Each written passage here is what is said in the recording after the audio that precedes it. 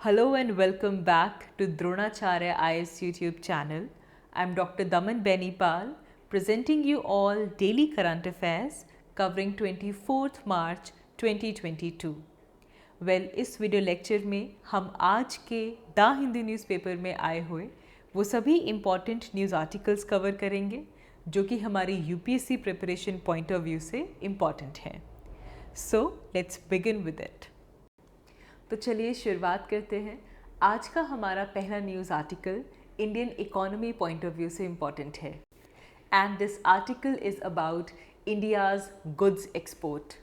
So, for the very first time, India's annual good exports have crossed $400 billion mark. And ये जो target set किया गया था कि हमारे जो एनुअल गुड्स एक्सपोर्ट हैं they should touch the mark of $400 billion, ये बिल्कुल हमारा जो फिस्कल ईयर 31 मार्च को एंड होने वाला है, इसके एंड होने से जस्ट 10 दिन पहले इंडिया ने $400 बिलियन का एनुअल एक्सपोर्ट फॉर गुड्स इसे अचीव कर लिया है. एज ऑफ 21 मार्च जो एक्सपोर्ट्स हैं they have crossed the $400 billion and it is expected that by the end of this month, by the end of this fiscal year, जो हमारा पूरा का पूरा एनुअल गुड एक्सपोर्ट है, इट मे क्रॉस $410 बिलियन. तो ये पहली बार ऐसा हुआ है कि इंडिया के जो एनुअल गुड्स एक्सपोर्ट हैं they have touched the mark of $400 billion. तो जो एक मर्चेंडाइज एक्सपोर्ट टारगेट सेट किया गया था $400 बिलियन का for this financial year 2022 and India ने इस टारगेट को सरपास कर दिया है. इसे लेकर प्राइम मिनिस्टर नरेंद्र मोदी ने इस अचीवमेंट को हमारा जो आत्मनिर्भर भारत की जो जर्नी है इसके अंदर एक की माइलस्टोन कहा है. जो $400 बिलियन का मार्क है वो तो टॉप हो ही चुका है. अगर हम हमारा जो प्रीवियस फिस्कल है उससे कंपेयर करें तो इस साल जो एक्सपोर्ट्स हैं वो 37% इंक्रीज़ हुए हैं. इससे पहले जो हमारा फिस्कल ईयर था, जो लास्ट फिस्कल ईयर था, तब हमारे जो एक्सपोर्ट्स थे दे वर $292 billion and this year they have crossed $400 billion mark. And इससे पहले फाइनेंशियल ईयर 2019 में भी हमारा रिकॉर्ड हाई एक्सपोर्ट हुआ था ऑफ $330 बिलियन. तो नाउ हमारा जो 2022 ईयर है इसके अंदर 21% का इंक्रीज़ हुआ है as compare to 2019 and we have cross the $400 billion annual goods export. Now थोड़ा सा अंडरस्टैंड करेंगे. 2019 में जब हमने $330 बिलियन के एक्सपोर्ट किए थे, that was before, that was prior to pandemic. लेकिन जब हमारा लास्ट जो फिस्कल ईयर रहा है that was during pandemic times, therefore तब हमारी जो एनुअल गुड्स रहे हैं, एक्सपोर्ट रहा है, दैट वाज अराउंड $292 बिलियन. लेकिन 2022 में हमारा जो एक्सपोर्ट है इसने $400 बिलियन का जो मार्क है उसे क्रॉस कर दिया है. नाउ यहाँ पे एक और चीज़ आपने ख्याल रखना है कि इसी दौरान इंडिया के जो इम्पोर्ट्स हैं वो भी इंक्रीज़ हुए हैं. Rather to record high level तक हमारे इम्पोर्ट्स गए हैं, ओवर $589 बिलियन. तो हमने एक्सपोर्ट किया है $400 बिलियन के, लेकिन अगर हम इम्पोर्ट की बात करें तो इस फिस्कल ईयर में इट इज़ $589 बिलियन. तो इससे ओवरऑल हमारा जो ट्रेड है वो डेफिसिट में चल रहा है एंड इंडिया का जो ट्रेड डेफिसिट है that is recorded around $188.2 billion. तो सर्च दोनों में हो रहा है, एक्सपोर्ट में भी और इम्पोर्ट में भी, and therefore caution still remains. We are still in our trade deficit situation. And इस अचीवमेंट में प्राइम मिनिस्टर नरेंद्र मोदी ने फार्मर्स को, वीवर्स, MSMEs, मैन्युफैक्चरर्स, एक्सपोर्टर्स सबको कंग्रेचुलेट किया है.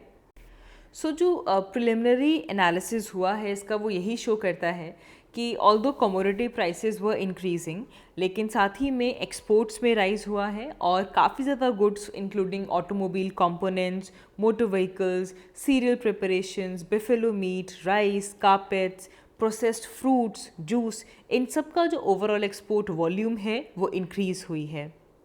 एंड एक और बड़ी चीज़ जो कि की फैक्टर है जिसने इस सर्च को ड्राइव किया है, एक्सपोर्ट्स एकदम से जो इंक्रीज़ हुए हैं, that is the global demand which was unmet during the major waves of कोविड-19 पैंडमिक. फाइनेंशियल 2022 से पहले कोविड-19 पैंडमिक की वजह से जो सभी डिमांड्स पूरी नहीं हो पाई थी, एकदम से उसके बाद जो ग्लोबल डिमांड है वो इंक्रीज़ हुई है। इसके अलावा ओवरऑल अगर हम डेवलप्ड इकोनॉमीज़ देखें तो उन सब की जो मॉनेटरी पॉलिसी रही है that is basically expansionary in nature.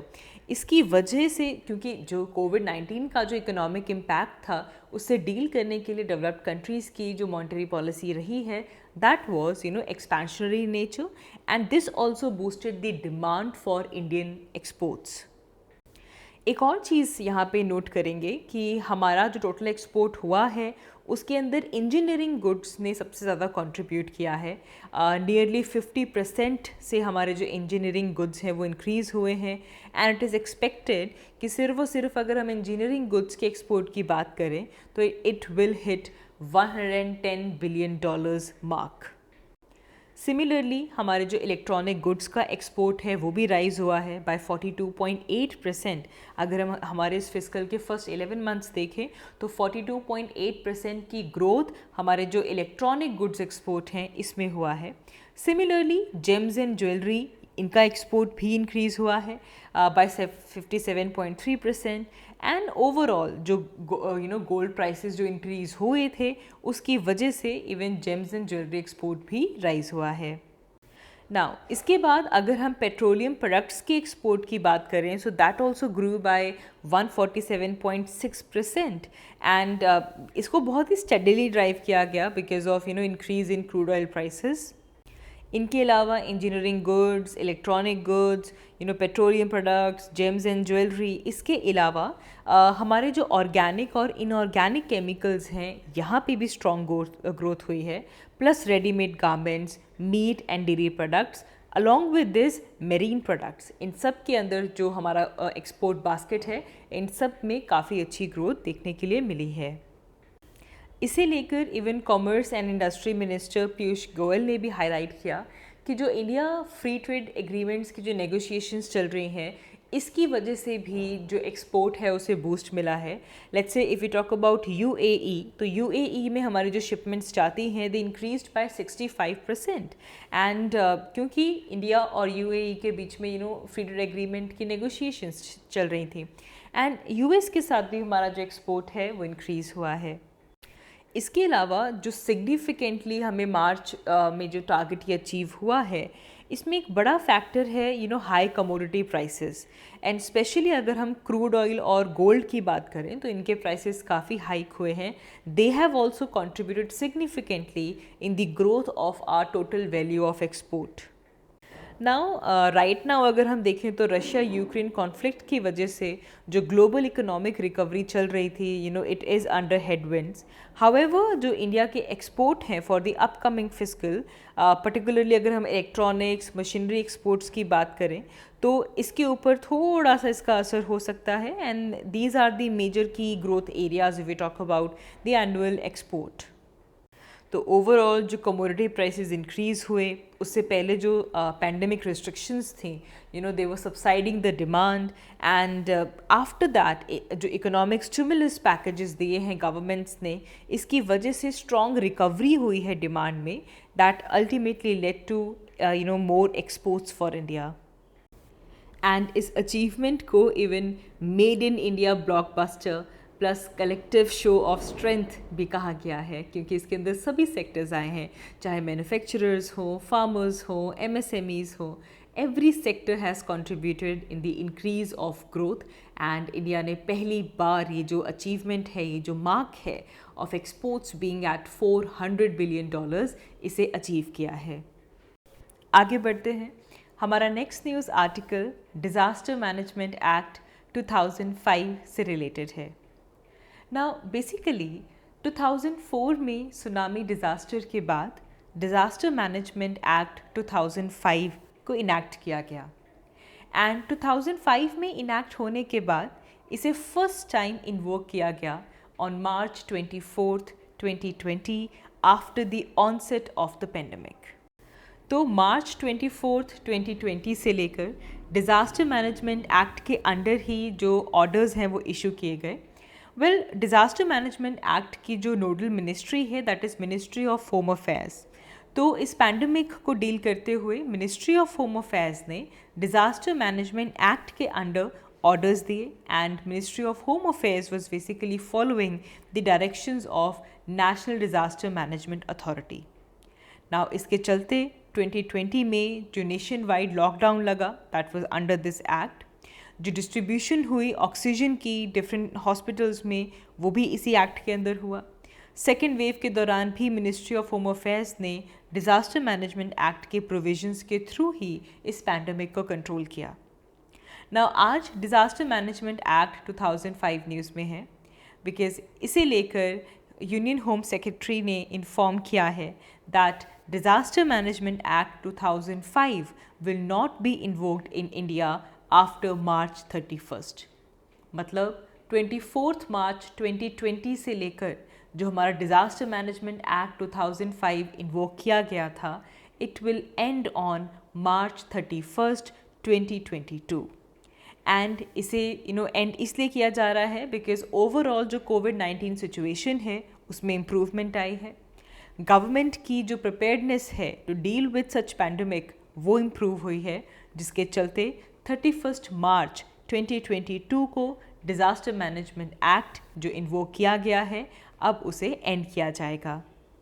However जो कोविड-19 नॉर्म्स हैं उसे चेक करते हुए अगर कोई भी पर्सन इन नॉर्म्स को वायलेट करता है, so local authorities and the state police they can still invoke fines and criminal charges and this will be done under IPC Indian penal code. And यहीं पे स्टेट किया गया, इवन यूनियन हेल्थ मिनिस्ट्री ने ये कहा कि face mask का use और जो हैंड हाइजीन है this will continue to guide the कोविड-19 management measures. So Disaster Management Act 2005 becomes important.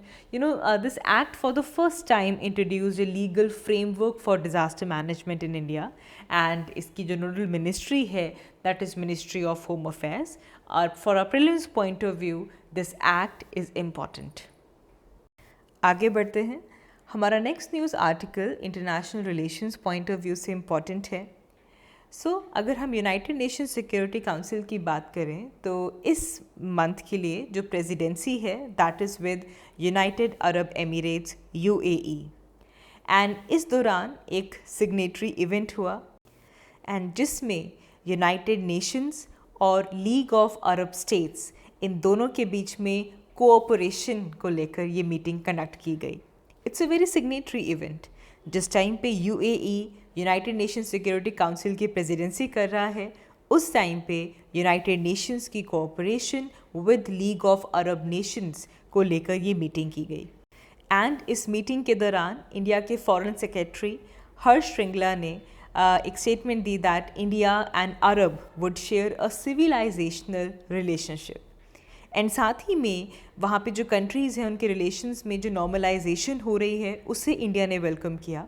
उस रीजन के अंदर जो पीस आ रही है, नॉर्मलाइजेशन हो रही है, दैट इज़ वेलकम। एंड साथ ही में जो 2 स्टेट सोल्यूशन है ऑफ पैलेस्तीन एंड इज़राइल, इसे भी इंडिया ने सपोर्ट किया। And this basically reflects the relationship of India that we share with United Arab Emirates. And इस दौरान इंडिया ने इस यूनाइटेड नेशन सिक्योरिटी काउंसिल में पूरी तरह पार्टिसिपेट किया।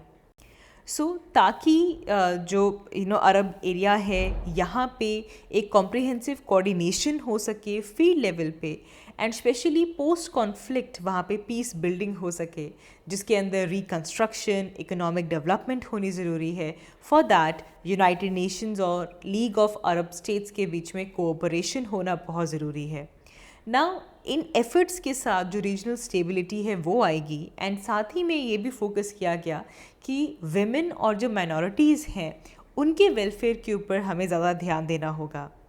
नाउ जो दोनों ऑर्गेनाइजेशंस हैं they are supporting, they are doing their efforts ताकि जो मिडिल ईस्ट पीस प्रोसेस है वो रीएक्टिवेट हो सके in line with the 2 state solution, जहाँ पे हम इज़राइल और पैलेस्तीन के सोल्यूशन की बात करते हैं। तो ये तो यूनाइटेड नेशन सिक्योरिटी काउंसिल की मीटिंग में हुआ। Parallelly United Nations General assembly में भी पैरेलल सेशन चल रहा है। It is basically the resumption of the emergency special session जो मार्च में बिगिन हुआ था, ये उसी का ही रिजम्पशन है। एंड इस दौरान यूक्रेन ने भी एक ड्राफ्ट रेजोल्यूशन इंट्रोड्यूस किया है। which is basically proposed by France and Mexico. And this resolution is about human consequences of the aggression against Ukraine. इसके अंदर बेसिकली रशिया को रिस्पॉन्सिबल ठहराया जा रहा है for all the crisis which is happening in Ukraine. ये resolution introduce किया गया. एक और draft United Nations General Assembly resolution आया which was sponsored by South Africa. South Africa, which is a BRICS member country, it calls for immediate cessation of hostilities by all parties in the conflict.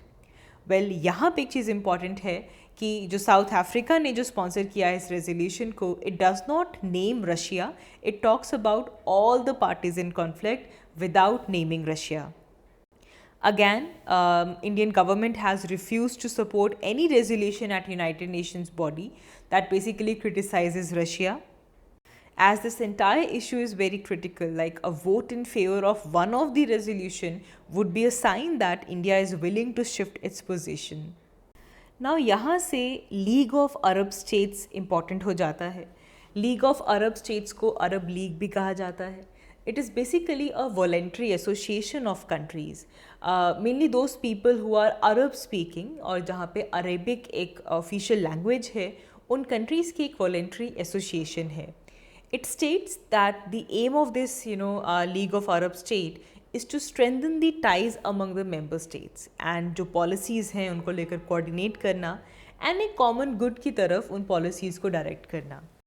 It has 22 members including Palestine because Palestine को Arab League एक independent state के जैसे regard देती है. Arab world में there are 22 countries. Now Arab world, Arab League की हम बात करते हैं तो इसमें वेस्ट एशिया और नॉर्थ अफ्रीका ये दोनों रीजन्स इंक्लूड हो जाते हैं. Algeria, Bahrain, Comoros Islands, Zimbabwe, Egypt, Iraq, Jordan, Kuwait, Lebanon, Libya, Morocco, Mauritania, Oman, Palestine, Qatar, Saudi Arabia, Somalia, Sudan, Syria, Tunisia, UAE, Yemen. सो इसके अंदर वेस्ट एशिया और North Africa के countries include होते हैं. Now इसकी अगर हम functioning की बात करें, so the highest body of this league is the council. इस काउंसिल के अंदर जो मेंबर स्टेट्स हैं उनके जो रिप्रेजेंटेटिव्स होते हैं वो यहाँ पे प्रेजेंट होते हैं. यूजुअली जो फॉरेन मिनिस्टर्स होते हैं और देयर रिप्रेजेंटेटिव्स और permanent delegates, they are the member of this council. हर एक मेंबर स्टेट का एक वोट है इररिस्पेक्टिव ऑफ देयर साइज. ये जो काउंसिल है ये साल में 2 बार मीट करती है, March and September, and they may convene a special session at the request of 2 members. तो अगर 2 मेंबर्स ने रिक्वेस्ट किया so that will lead to a special session. Day to day जो लीग है that is run by the general secretariat which is headed by the Secretary General. It is basically an administrative body of the League and the executive body of the Council and the specialized ministerial councils. आगे बढ़ते हैं. Our next news article is about Abel Prize. Abel Prize जिसे कि the Norwegian Academy of Science and Letters award करती है. For year 2022, Abel Prize has been awarded to the American mathematician Dennis Parnell Sullivan. तो कभी कभी हमारे prelims में fact based questions आ जाते हैं, तो याद रखेंगे Norwegian academy of science and letters ने एबल प्राइज़ दिया है एंड 2022 में American mathematician Dennis P Sullivan को ये प्राइज़ दिया गया है. And this award has been given for his ground breaking contribution to topology in the broadest sense. And topology के साथ साथ अगर हम पर्टिकुलरली देखें so there algebraic, geometric and dynamical aspects के साथ इनको ऑनर किया गया है. तो यहाँ पे टोपोलॉजी इंपॉर्टेंट हो जाती है because for the contribution in topology इनको एबल प्राइज़ दिया गया है. सो याद रखेंगे टोपोलॉजी क्या है. Topology is basically field of mathematics. 19th century में ये जो फील्ड है ये बॉर्न हुई थी. And it has to do with the properties of surfaces that do not change when they are deformed, right? So ऐसी surfaces जिनको deform कर दिया जाए but their property still does not change, इसकी जो science है this is basically topology. So topologically a circle and the square are same. And similarly suppose अगर हम कोई डोनट की बात करें और कोई कॉफ़ी मग की बात करें जिसके पास सिर्फ एक ही हैंडल है, they are also equivalent. तो अगर हम सिर्फ और सिर्फ सरफेस की प्रॉपर्टीज़ देखें तो उसकी स्टडी को टोपोलॉजी कह रहे हैं। टोपोलॉजिकली सर्कल और स्क्वायर सेम है, डोनट की सरफेस और एक कॉफ़ी मग जिसका एक हैंडल है वो भी टोपोलॉजिकली इक्विवेलेंट है। हाउएवर अगर हम स्फेयर और कॉफ़ी मग को कंपेयर करेंगे तो उनके सरफेस को देखेंगे, सो दे आर नॉट इक्विवेलेंट। तो इस तरह से सर्फेसिस की प्रॉपर्टीज़ से डील करने वाली मैथ्स की जो फील्ड है that is called as topology. And Dennis P Sullivan ने रिपीटेटिवली जो लैंडस्केप है टोपोलॉजी का इसे चेंज किया है, चाहे वो इसके अंदर कुछ न्यू कॉन्सेप्ट्स को इंट्रोड्यूस करना हो, कोई प्रीवियस थ्योरम्स हैं उनको प्रूव करना हो, कोई न्यू प्रॉब्लम्स को फॉर्मुलेट करना हो। So he has contributed in the field of topology a lot, and similarly he has deep connections between a variety of areas of mathematics. And सबसे जो key breaking contribution है that is in developing a new way to understand rational homotopy theory. सो ये पूरी चीज़ important हो जाती है। Fact wise आपको सबसे पहले एबल प्राइज़ कौन देता है, so Norwegian academy of science and Letters ये पता होना चाहिए। 2022 में ये किसे मिला, डेनिस पी सुलिवान, ये पता होना चाहिए। किस फील्ड के लिए मिला, तो टोपोलॉजी के लिए मिला। एंड टोपोलॉजी मैथ्स की एक फील्ड है, क्या करती है ये आपको एक आइडिया होना चाहिए। So that is it. आज की वीडियो के लिए इतना ही। Thank you so much for watching. हमने इस वीडियो में आज के पेपर में जो भी इम्पॉर्टेंट आर्टिकल्स थे from our UPSC preparation point of view, उन सभी आर्टिकल्स को डिस्कस किया। एंड अगर आपको ये वीडियो अच्छी लगी so do like and comment down below.